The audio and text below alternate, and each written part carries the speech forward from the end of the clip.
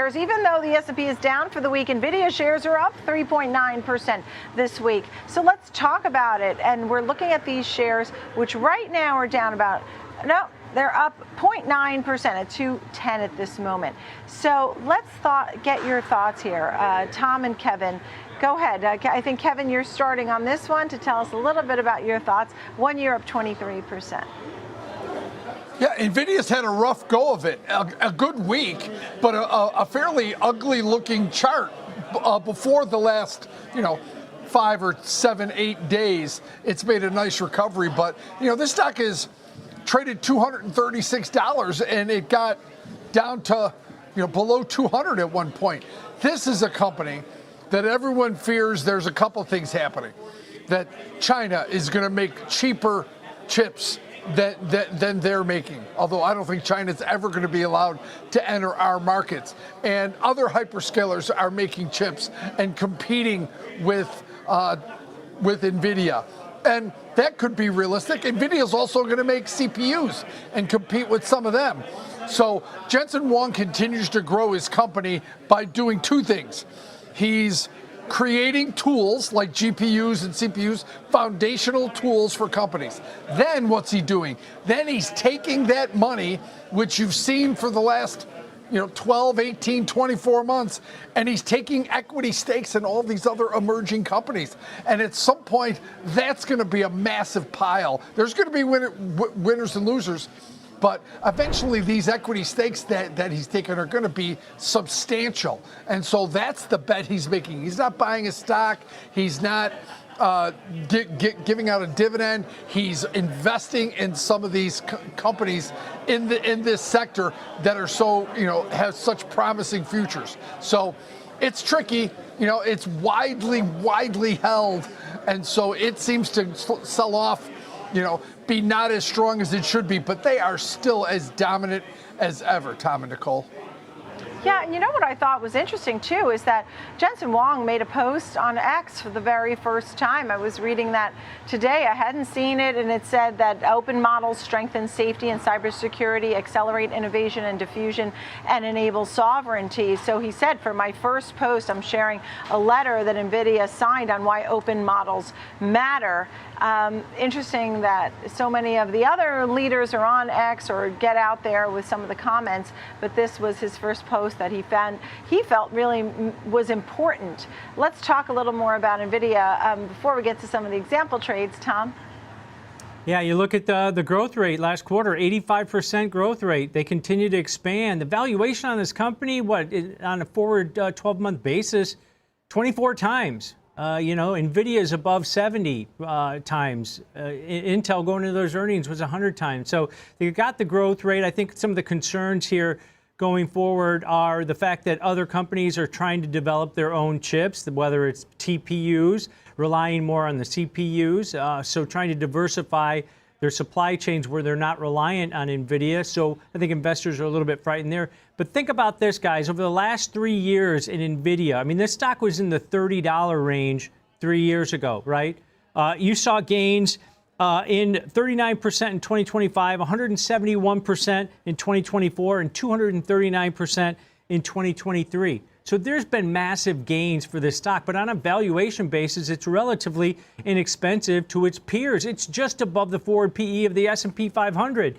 And those companies in the S&P 500 don't have a growth rate of 85% at this point. So, yeah, this has been a head-scratcher trade for a lot of investors, but at the same time, it's had massive gains over the last 3 years. Yeah, it's come down from that top of $236, now trading at $210 today. And to your point, Tom, many of these hyperscalers are more affordable now. As you look at those PE ratios, they're cheaper than they were in January, for lack of a better. The semiconductor industry has really changed. And the reason for that, because we used to build computers for people to use, and we're going to still continue to build incredible computers.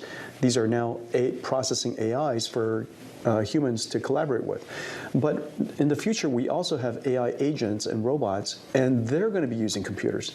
So instead of just a billion people using computers, we're going to have 100 billion agents and billions of robots all using computers.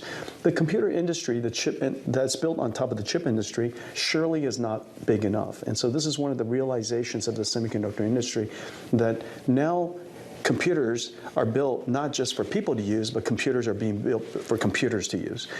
My guess is that the semiconductor industry is probably going to have to be 10 times larger than it is today over the next decade or so. And so working with our partners in Korea and around the world to scale up the supply chain of semiconductors so that we're prepared for this AI future is really important. I've had the opportunity to ask you about this more than once this year, but how much do you need the Korean economy to kind of get going to increase the supply of HBM bits for NVIDIA-based systems wherever they are? Well, we don't have enough bits. We're constrained in HBM memories, LPDDR memories. We're constrained in just about every part of the supply chain. We're even constrained now with land and power and construction workers to set up the data centers. I think this is one of the areas that's going to make sure that we continue to build out in a throttled way, for a decade. And the reason for that is because these infrastructure, unlike electronic devices like PCs and phones and things like that, it's really, really hard to scale up land, power, and shell. And so all of the supply chain just really needs to get built out over the years. I think we have the ability as an industry to double each year, but we're going to have a hard time growing much faster than that. The $500 billion number is large. Would you just talk a little bit more about what it encompasses? We've gone over a lot on your commitment to the US in terms of spending. Is that NVIDIA spending in the Korean economy, or it's SK fronting capital expenditures? Just a little bit more detail. We're going to be purchasing memories from them for many years to come. And as you know, we build a lot of computers. In order to build $1 trillion worth of Vera Rubin systems, you're going to have to buy a lot of system memories to go with it. And so we have large purchase agreements and large purchase intentions with SK Hynix. Meanwhile, SK Telecom is going to become an AI cloud. We're starting to build already. They're intending to build up to 2 gigawatts in the near future, and in that agreement, we will be selling AI supercomputers to them. So between us, we're gonna do $500 billion worth of business, over $500 billion worth of business. I was able to sit down with SK Group Chairman Choi Tae-won very recently for about 40 minutes, and at the end of the conversation, we got to what is the difference in approach, the academic difference in approach on AI between the United States and China. And his view on it was that China is very focused on lowering the dollar per token. In America, we're still focused on the quality of tokens. I wondered what you think of that. The goal of AI is to produce an intelligent, a smart answer. Now, you could approach it in a couple of different ways. You could, of course, make all of the tokens smarter and smarter, and as a result in using less tokens to do so. You could also produce AIs that are much more efficient, and maybe you can think longer, explore more options, and as a result produce a smart answer. There are many different ways to reach intelligence and deliver smart answers. In the end, really, I think you got to take a step back and just realize that both countries has extraordinary AI researchers. And whatever conditions and whatever resources that they have, amazing people will find great answers. And so my expectation is that China and the United States will continue to advance AI.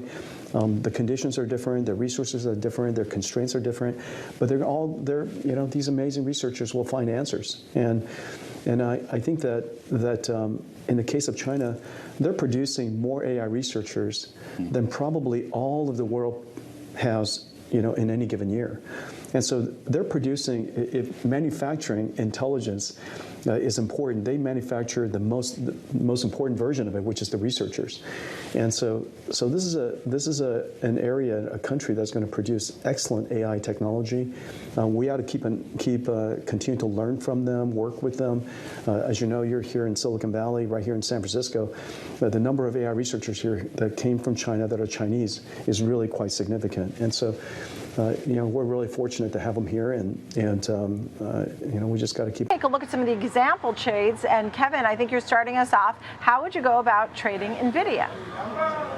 Now, NVIDIA has earnings August 26th, but there's an important date ahead of that, which is August 4th, when AMD comes out with earnings. This will probably, no doubt, move on that earnings report as well. Broadcom is September 3rd. So what I looked at, remember, August 26th is their earnings. I went to the August 21st. I stayed ahead of the earnings event. I looked at the expected move, about $19.50. Let's round that up to an even $20. And I looked at just an unbalanced butterfly, something to give you duration and movement on the upside for buying the 210 call. Remember, August 21st is my date. Buying the 210 call, selling 2 of the 230 calls. There's that $20 expected move during that period, and then buying 1 of the 235 calls. So, Tom, an unbalanced call butterfly in line with the expected move out to August 21st, ahead of that August 26th earnings event. But August 4th might be an important day for NVIDIA as well, when AMD comes out with their earnings, Tom. Yep, let's break this one down. Bullish, Kevin's given duration on this example trade to the upside, gives you upside exposure. August 21st, monthly options, so 28 days to expiration. Buy 1 of the 210 strike call, that's at the money. Sell 2 of the 230 calls. As Kevin mentioned, it's about that 1 standard deviation that the option market's pricing in. And then buy 1 of the 235 calls. Unbalanced or broken wing call butterfly to the upside, paying roughly about a $6 debit. It might be a little bit higher than that. The stock has moved higher.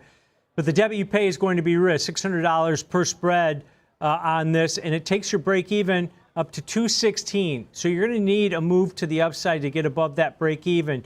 You can see here from the risk profile of this type of strategy, the apex of profitability at or near that 230 strike where you're short 2 options. But even if this stock does continue to move higher above the 235 level or the outside of this call butterfly, it's still going to be more than a double in profitability on this. That apex of profitability tops out at about $1,400 if you pin that 230 strike. But this gives you upside exposure while reducing some of the risk on this trade, the debit that you pay, because you're doing the unbalanced call butterfly, as opposed to maybe just buying the 210, 230 call vertical.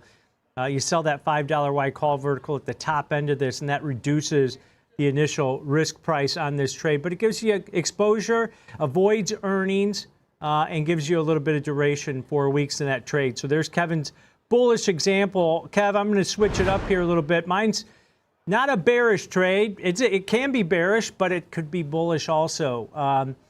With earnings next week, and AMD doesn't report, as you mentioned, until early August. But next week we get a bunch of big tech companies reporting: Microsoft, Meta, Apple, Amazon. Those might be catalysts for some movement in the stock. So I looked at a strategy that needs to move. I don't care if it goes higher. I don't care if it goes lower. I just want it to move over the next week. I went out to the July 31st weekly cycle that expires in 7 days, and I'm buying an out-of-the-money call vertical and buying an out-of-the-money put vertical. On the put side, buying the 205 put and selling the 200 put. On the call side, I'm buying the 215 call, selling the 220 call. So a long iron condor, $5 wide. I'm paying roughly about a $250 debit for it. That's going to be your risk, $250 per spread, with the potential to make $250, and that's below 200 on the downside or above 220 on the upside on this one. So you're risking 1 to make 1 on this type of position. Kev, when you look at a trade like this, hey, I want it below either 202.50 or I want it above 217.50. And there's a bunch of catalysts next week, Kevin, that could move this stock. What I don't want to happen is the stock to just kind of consolidate right here around 210, Kev. When you look at a trade like this, and skeptics might say, well, you're spending $2.50 to make $2.50, but you have an opportunity to be profitable in either direction. You're not doing just one way or the other. So is this a bearish trade? Yes, it is. Is it a bullish trade? Yes, it is. You want movement, and you don't care which way, Tom. You want one of these $5 spreads to go as close to $5 as possible. And so you're not betting on direction, you're betting on movement and velocity. And that's the trade that you've put on. You don't know where the stock is going, but you think it might go somewhere big. That's the trade you have on, Tom. Yep, need a move type of strategy, long iron condor, where time decay works against you on this one. But if implied volatility rises, maybe this expands also. But you need a move on this type of strategy. And there you go, Nicole, bull-bear debate and on my trade, and then Kevin. We just got to keep on racing. You made your first post on X. I did. And you did so by sharing a letter signed by many of your peers, American companies, to talk about the importance of open models to America, to the industry, to the development of AI. And in the letter, it's pretty well explained, your rationale. But what was the catalyst for now? Why did you and Satya Nadella and others need to do that in this moment? Well, we sense that there's a growing sentiment and the wrong sentiment for open models. It's really important to realize that open models is essential for safety. Open models is essential for security, for cybersecurity. Open models are essential for innovation. It's necessary for startups. It's necessary for sovereignty, company sovereignty. I see a future where the world uses tons of closed models. And I encourage everybody, including my company, to use OpenAI and Claude and Cursor and Cognition and Perplexity. Use everything that you can because it's out of the cloud because it's just easier. And you build only what you must. And so in order to build what you must, you need to have open models to do that with. And the areas where we must, maybe it's because we have expertise that we simply cannot afford to share. This is our company's alpha, our company's intelligence, and we have to make sure we keep that proprietary. Maybe it's because our company works in an industry that's regulated, and therefore we simply can't pass along the service level agreement, and we have to make sure that we can deliver fully on the service and the promise that we sign up for. Maybe it's something to do with sovereignty that you simply, in a particular country, you have to have your own AI. You have to control your own AI. Whatever those reasons are, they could be cost reasons, but I think that largely I would recommend people build their own AIs, especially when they need to control it for whatever reason. And so I think the future is going to have lots and lots of use of AI that's closed and AI that's open that you can then build your own AI. Now, one of the things that people misunderstand about these open models is, yes, you can host it yourself, but you can build your own computer, but most people use computers in the cloud. Frankly, I think closed models are cheaper. If you don't have to build it yourself, if you don't have to train it yourself, it costs a lot of expertise to fine-tune and maintain and guardrail and keep it safe and evaluate it, and of course even build computers to host it. So there's nothing cheap about doing that. The reason why you need open models is because you need to have control, because you need to adapt something for your own very specialized use cases. And so I think there's a lot of misunderstanding about closed versus open. We felt that it was important for people to understand that there's a world for both. Open-weighted versus open source as well. There is a distinction. Open-weighted, as much as open as you can. The more open it is, in the way that we work, we put the weights out there. We also teach people how to train the model from the data that we also open source. And the reason for that is we want to enable you to completely reproduce the AI model that we've open weight. And so that ability, by us teaching you how to do that, you can then do it for yourself. I think the idea that the world is going to be one or the other is just completely wrong, and the idea that open models is somehow unsafe is also fundamentally wrong. And so we just want to make sure that people understand.